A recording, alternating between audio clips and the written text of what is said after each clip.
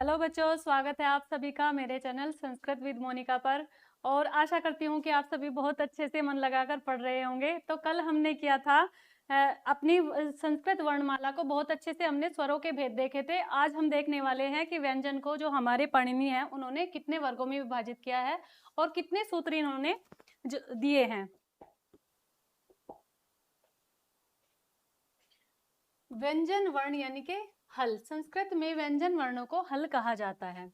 जिन वर्णों का उच्चारण स्वर की सहायता के बिना संभव न हो, अर्थात जिनका स्वतंत्र रूप से उच्चारण न किया जा सके उन्हें व्यंजन वर्ण या हल वर्ण कहते हैं। अर्थात स्वर क्या थे? स्वर जो है अपने आप में परिपूर्ण थे, स्वतंत्र थे, स्वयं राजन थे इति स्वरा। लेकिन यहाँ पर व्यंजन वर्ण क्या होते हैं? व्यंजन वर्ण जो है बिना स्वरों की सहायता के अधूरे रहते हैं, अर्थात ये स्वरों की सहायता के बिना पूर्ण नहीं हो सकते हैं। इसीलिए ये स्वतंत्र रूप से उच्चारित नहीं होते हैं। जैसे कि यहाँ पर एग्जाम्पल दिए गए हैं कि जो हमारे ये हलंत होते हैं व्यंजन, तो यहाँ पर ये व्यंजन है और ये स्वर है, और जब इसमें स्वर मिल जाता है तब जाकर ये हमारा हलंत जो है ये कट जाता है और ये कै पूरा हो जाता है।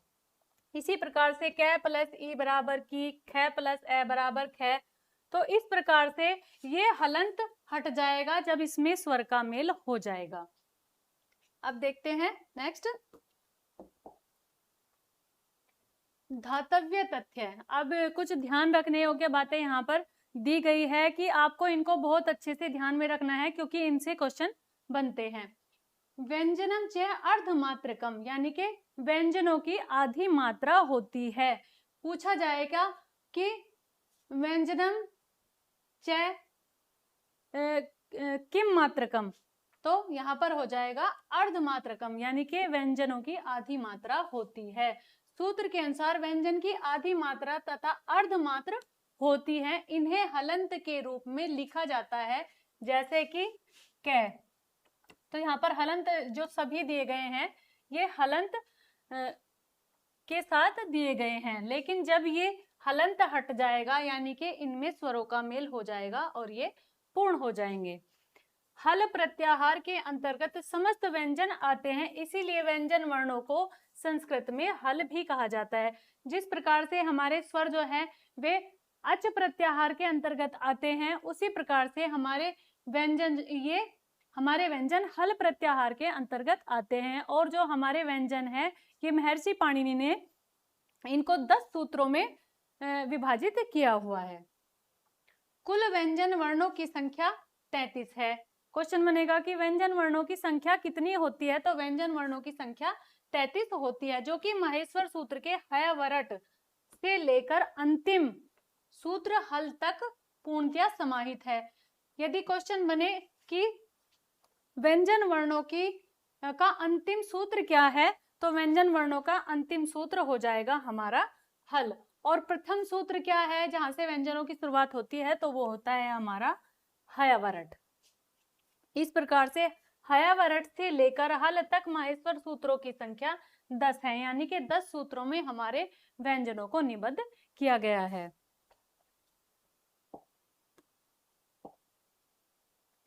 व्यंजन वर्णों के भेद। अब व्यंजन वर्णों के भेद देख लेते हैं।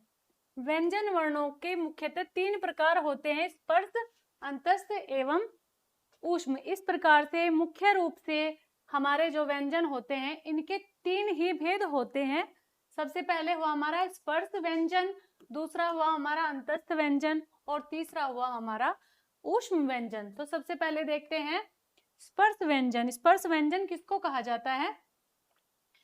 तो माहेश्वर सूत्रों में इन्हीं तीनों प्रकार का उल्लेख किया गया है। संयुक्त व्यंजन, ओके, माहेश्वर सूत्रों से भिन्न प्रकार है इनका, ठीक है। तो ये तो हो गए जिन्हें माहेश्वर सूत्रों में परिगणित किया गया है, लेकिन जो ये संयुक्त व्यंजन है इनको माहेश्वर सूत्रों में स्थान नहीं दिया गया है, अर्थात इनकी गणना माहेश्वर सूत्रों में नहीं होती है। क्वेश्चन बनेगा कि किसकी गणना माहेश्वर सूत्रों में नहीं की गई है? तो ये हो जाएगा हमारे संयुक्त व्यंजनों की गणना हमारे महेश्वर सूत्रों में नहीं हुई है।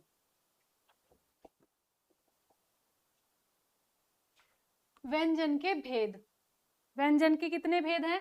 व्यंजन के 4 भेद हैं, स्पर्श व्यंजन, अंतस्थ व्यंजन, संयुक्त व्यंजन एवं ऊष्म व्यंजन। और ये हमारे संयुक्त व्यंजन है, इनकी गणना हमारे प्रत्याहारों में नहीं की गई है, यानी कि पाणिनि ने इनकी गणना नहीं की है। सबसे पहले देखते हैं स्पर्श व्यंजन। स्पर्श व्यंजन किसको कहते हैं? मुख के भिन्न भिन्न अवयवों यानी कंठ, तालु, मूर्धा, दंत आदि से जिन वर्णों का उच्चारण किया जाता है उन्हें स्पर्श व्यंजन कहा जाता है। कादयो महावसानः, स्पर्श अर्थात कै से लेकर मैं तक के वर्णों को स्पर्श वर्ण कहा जाता है। इनकी संख्या 25 होती है। ठीक है, तो स्पर्श व्यंजनों की संख्या होती है हमारी 25 और इसका सूत्र है कादयो मां अवसानः, यानी कि कै से लेकर मैं तक के सभी वर्णों की जो है स्पर्श संज्ञा होती है, अर्थात इनको स्पर्श वर्ण कहा जाता है और ये संख्या में 25 होते हैं। अब देखते हैं हमारे इन स्पर्श व्यंजनों को 5 भागों में विभाजित किया गया है। सबसे पहला है हमारा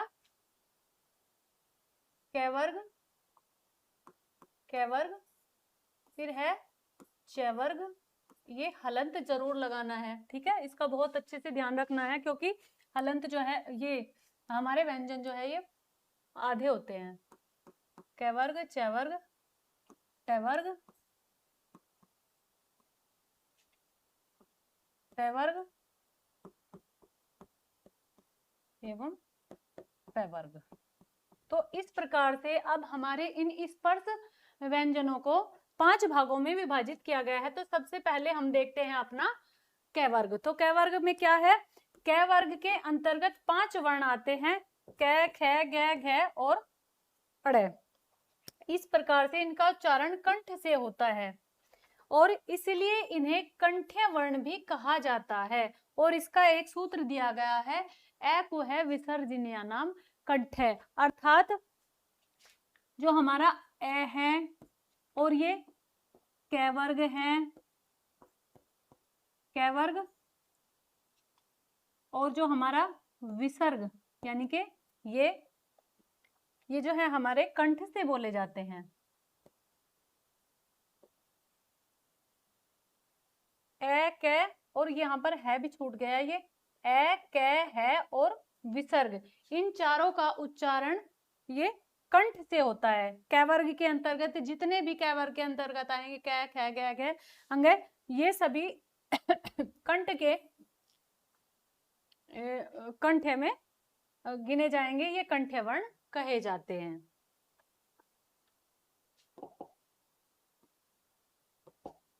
अब देखते हैं चैवर्ग। चैवर्ग में क्या है?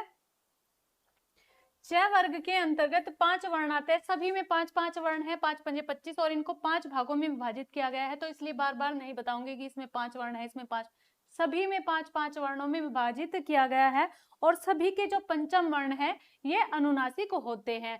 तो जो वर्ग होगा उसी के साथ अंतिम वर्ण, जैसे ये हमारा हो गया चैवर्ग है,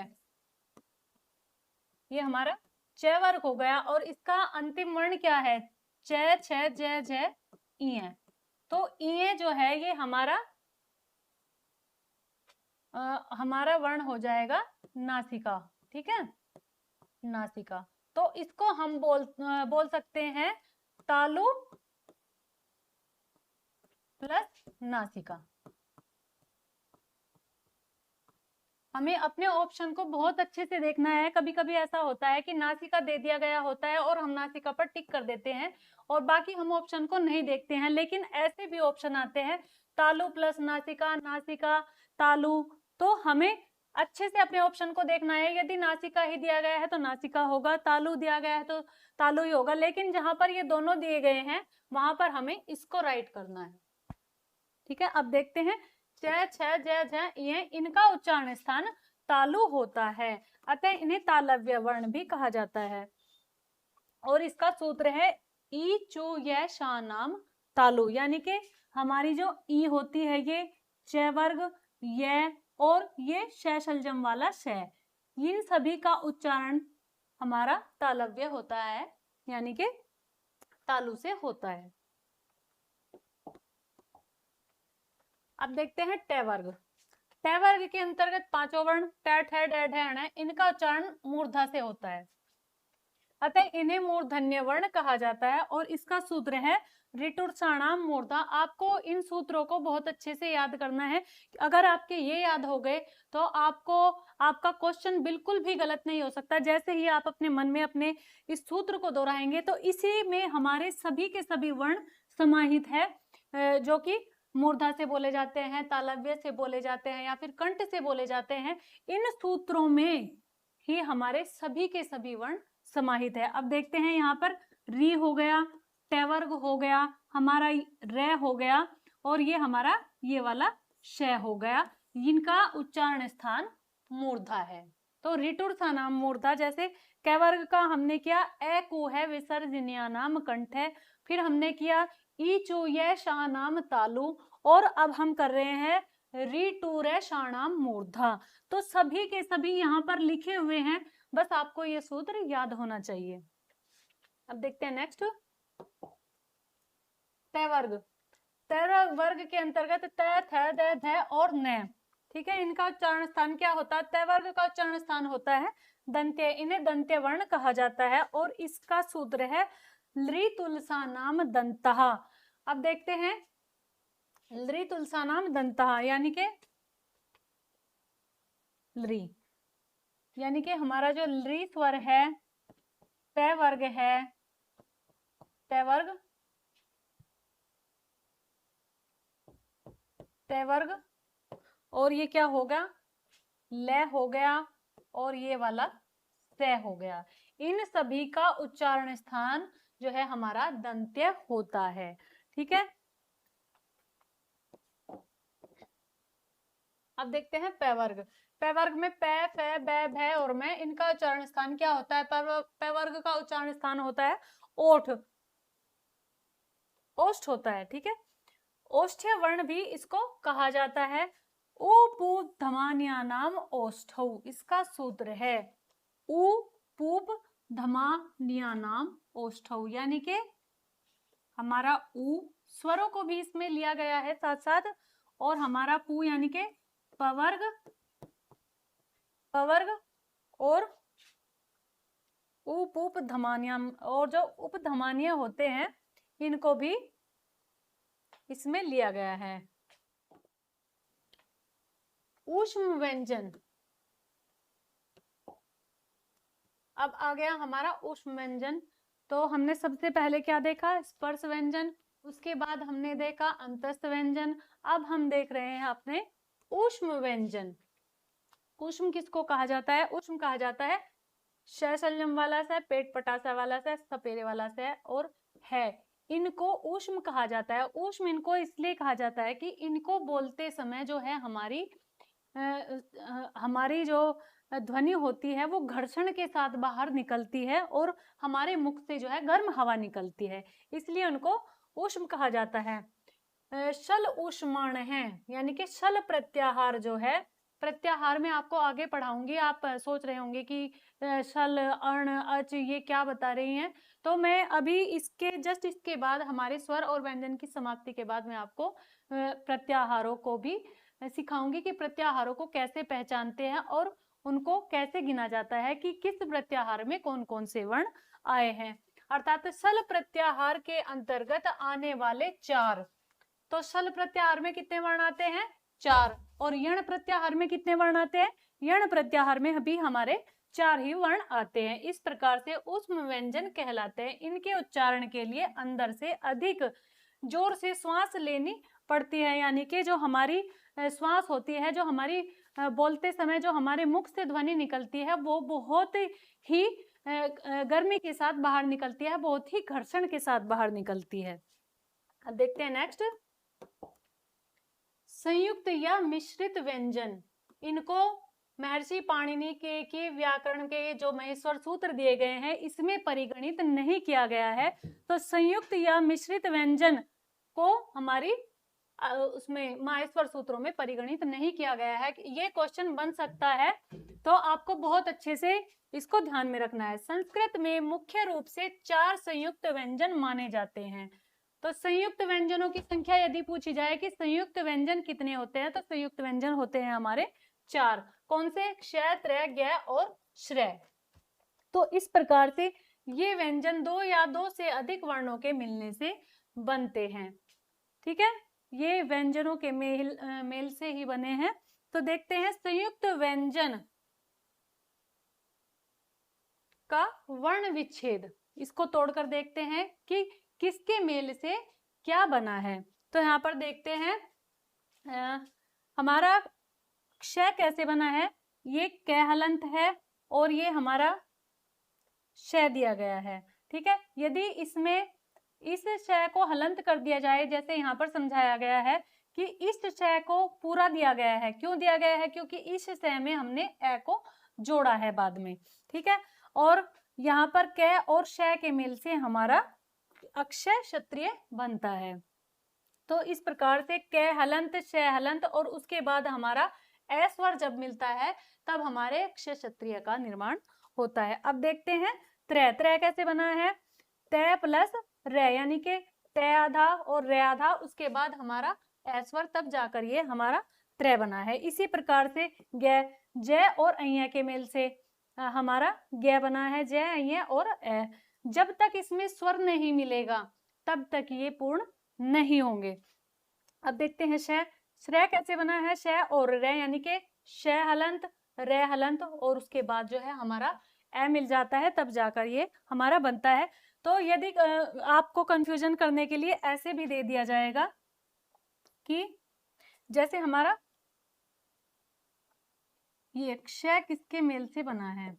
ठीक है, तो यहाँ पर हो जाएगा हमारा क प्लस क्या है, क्षय। ठीक है, तो यहाँ पर हमारा क्षय क्षत्रिय बन जाएगा। लेकिन अगर यहाँ पर आपको ये हलंत दे दिया तो तब ये राइट आंसर नहीं होगा। ठीक है हमारा राइट आंसर तब होगा जब इसको क आधा होगा, क्षय आधा होगा और इसके बाद में यदि ए दिया गया होगा तब हमारा क्षय क्षत्रिय ये पूरा होगा। ठीक है, तो आपको ये ध्यान रखना है कि कहीं ऑप्शन में ये दोनों हलंत न हो। अगर ये बाद वाला हलंत है तो ये अक्षय हमारा गलत हो जाएगा। और ये यदि ये पूरा है, ए इसी में यदि पूरा होगा तो ये हमारा ए इसमें समाहित होगा, तब जाकर ये हमारा अक्षय क्षत्रिय बनेगा। आशा करती हूँ कि आपको अच्छे से समझ में आ रहा होगा। उसी प्रकार से ये चारों जो व्यंजन दिए गए हैं, इसमें जब तक ए स्वर नहीं मिलेगा तब तक ये पूर्ण नहीं होगा। तो अभी हमने जो है अपने व्यंजनों को बहुत अच्छे से समझा और आशा करती हूँ कि आपको समझ में भी आया होगा। यदि नहीं आया होगा तो प्लीज़ आप कमेंट करके ज़रूर बताना कि हमें यहाँ से समझ में नहीं आया। मैं आपको फिर से समझाने का प्रयास करूँगी, लेकिन मैं उम्मीद यही करूँगी कि आपको समझ में आ गया होगा। तो फिर मिलती हूँ एक नई क्लास में। तब तक के लिए हंसते रहिए, मुस्कुराते रहिए, पढ़ते रहिए मन लगाकर और गुनगुनाते रहिए।